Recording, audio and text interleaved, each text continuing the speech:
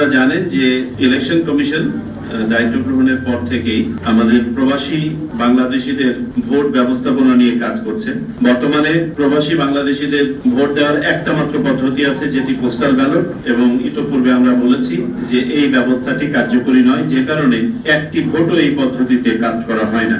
সুতরাং এই ব্যবস্থার পরিবর্তন অতীব জরুরি।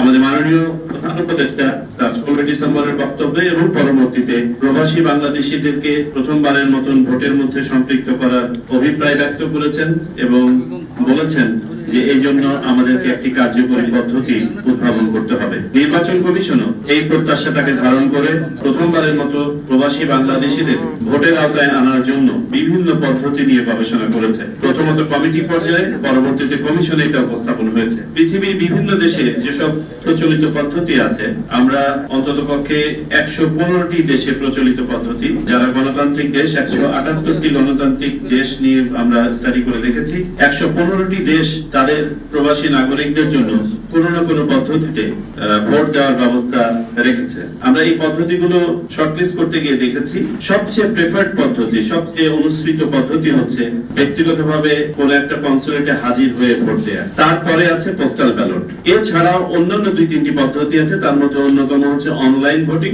এবং প্রক্সি ভোটিং।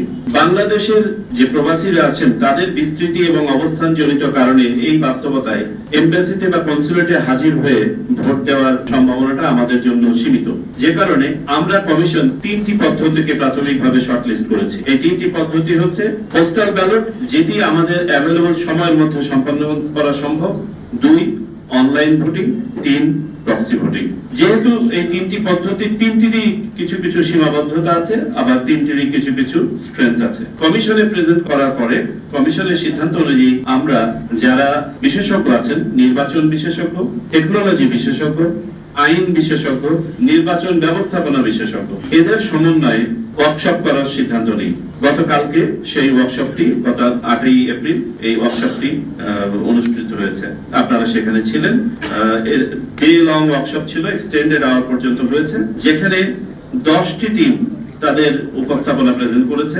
এই 10টি টিমের মধ্যে বিভিন্ন ইউনিভার্সিটি এবং প্রতিষ্ঠান, মন্ত্রণালয়, বিশেষজ্ঞ সংস্থা ইত্যাদি ছিলেন। কালকে যারা উপস্থিত ছিলেন আমাদের ওয়ার্কশপে, তাদের মধ্যে অন্যতম হচ্ছে Dhaka university, BUET, MIST, Ministry of Foreign Affairs, Ministry of Expatriate Welfare and Overseas Employment, ICT Division, Legislative and Parliamentary Affairs Division, Post and Telecommunications Division, Registrar General of Birth and Death Office, BASIS, Bangladesh Association of Software and Information Services, এর বাইরে কতগুলো individual প্রতিষ্ঠানও ছিল, দেশি এবং বিদেশি। এর মধ্যে থেকে আমরা 10টা প্রেজেন্টেশন কালকে শুনেছি, যেখানে আমরা দেখার চেষ্টা করেছি যে 3টা পদ্ধতি আমরা প্রেসক্রাইব করছি, এই 3টা পদ্ধতির মেরিটস এবং ডিমেরিটস গুলো।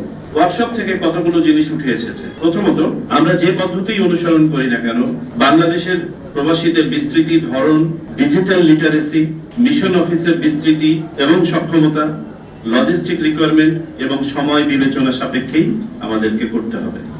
নেক্সট বিষয় যেটি উঠে এসেছে যে পদ্ধতি আমরা অনুসরণ করি না কেন, প্রবাসী ভোটারদের জন্য একটা রেজিস্ট্রেশনের ব্যবস্থা রাখতে হবে। এটা বলতে ভোটার রেজিস্ট্রেশন না, এটা হচ্ছে প্রবাস থেকে ভোট দেওয়ার জন্য রেজিস্ট্রেশন। ভোটার রেজিস্ট্রেশন তো বাধ্যতামূলক, একজনকে তো ভোটার তালিকাতে থাকতেই হবে ভোট দেওয়ার জন্য।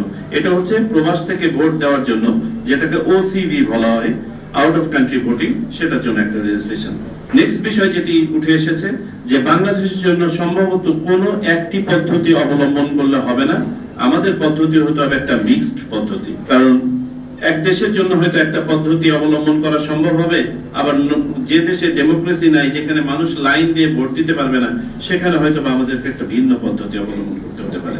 সকল পদ্ধতিরই সবলতা এবং দুর্বলতা আছে, কারণ যে ভোটটি বুথের ভিতরে ভোটার নিজে দিতে পারে না, সেই ভোটের উপরে ইনফ্লুয়েন্স তো আছেই, এবং এটা সবিস্তারে আপনারাও আলোচনা করতে পারেন। এবং সকল পদ্ধতির জন্যই একটা ট্রায়াল প্রয়োজন হবে, যেটাকে আমরা বলি মক টেস্টিং। ভোটের আগে একটা মক অ্যারেঞ্জমেন্ট করে দেখতে হবে যে সিস্টেমটা কতটুকু ফাংশনাল হবে। এবং সম্ভবত সকল পদ্ধতি বা একাধিক পদ্ধতির জন্য পাইলটিং এর প্রয়োজন হবে। অর্থাৎ ভোট, অ্যাকচুয়াল ভোটে এটা অনুষ্ঠিত হবে সীমিত পরিসরে, পাইলটিং।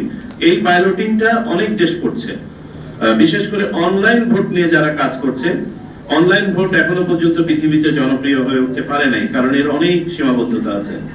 তো অনেক দেশ 4-5 বছর ধরে পাইলটিং করছে। এইসবের আলোকে এই যে বাস্তবতাগুলো বললাম, যেগুলো উঠে এসছে ওয়ার্কশপের মাধ্যমে, এই আলোচনার ভিত্তিতে এই পদ্ধতি সমূহকে ফাইন টিউন করতে হবে। এমত অবস্থায় আমাদের পরবর্তী পদক্ষেপ হচ্ছে, যেটা আগেও আপনাদেরকে জানিয়েছিলাম, কালকে যারা আমাদের সুপারভাইজারি কমিটি টিম ছিলেন, প্লাস কালকে যারা প্রেজেন্টেশন দিয়েছেন, এদের মধ্যে থেকে 2-1 বিশেষজ্ঞকে আমরা সম্পৃক্ত করে একটি অ্যাডভাইজারি টিম গঠন করব। আজকেই সেটা গঠন করা হবে এবং তারা আমাদেরকে বিনীতভাবে তারা সহায়তা দিবেন বলে জানিয়েছেন। এই অ্যাডভাইজারি টিমের সমন্বয়ে আমরা এই যে 3টি পদ্ধতি কালকে পেলাম এবং 3টা পদ্ধতির যে সবলতা দুর্বলতাগুলো বিশদভাবে উঠে এসেছে, এইগুলো নিয়ে কিভাবে দুর্বলতা কাটিয়ে 3টি পদ্ধতিকে বাস্তবসম্মতভাবে কম দুর্বল করে অধিকতর সবল করে গড়ে তোলা যায়, সেই কাজটি ওনারা করবেন আগামী 10 থেকে 12 দিনে। অতঃপর তাদের কাছ থেকে প্রাপ্ত এই উপাত্ত নিয়ে আমরা এই পদ্ধতিগুলোকে বিভিন্ন স্টেক হোল্ডারদের কাছে প্রেজেন্ট করব। তাদের সাথে আমরা আলোচনা করব। That will include political parties, সংবাদ মাধ্যম, ডায়াসপোরা পপুলেশন, আমাদের মিশন অফিস ইত্যাদি ইত্যাদি। এটা হবে আমাদের নেক্সট স্টেপ। আমরা যাই করি না কেন, আমাদের যে সময়টা পাবো, সেই সময়ের মধ্যে আমাদেরকে আমাদের প্রত্যাশাকে কাস্টমাইজ করতে হবে। এমনও হতে পারে যে কোনো একটা পদ্ধতি যদি সময় অতিরিক্ত নেয়, সেটা হয়তোবা আমরা যদি সেই সময় না পাই, সেটা বাস্তবায়নযোগ্য হবে না। এটি একটি বাস্তবতা। সুতরাং আমরা যে প্রত্যাশাই করি না কেন, আমাদের হাতে যে অ্যাভেলেবল টাইম আছে, সেই সময়ের মধ্যে বাস্তবায়নযোগ্য আমরা একটা দিনও নষ্ট করছি না। আমরা গত 4টি মাসে একটা দিনও নষ্ট করি নাই প্রবাসী ভোটারদের সম্পৃক্ত করার জন্য, যার জন্য আমরা এই পর্যায়ে উঠে আসতে পেরেছি। ইনশাআল্লাহ আমরা বাংলাদেশি প্রবাসীদের এবারে ভোটের আওতায় আনতে পারবো, সেটা যে পরিসরেই হোক না কেন, সীমিত হোক বা বৃহত্তর পরিসরে হোক। কোন পরিসরে হবে, আমরা পুরো ব্যবস্থাপনাটা এক্সপ্যান্ড করার পরে, স্টেক হোল্ডারদের সাথে কথা বলার পরে, তারপরে আমরা বুঝতে পারবো।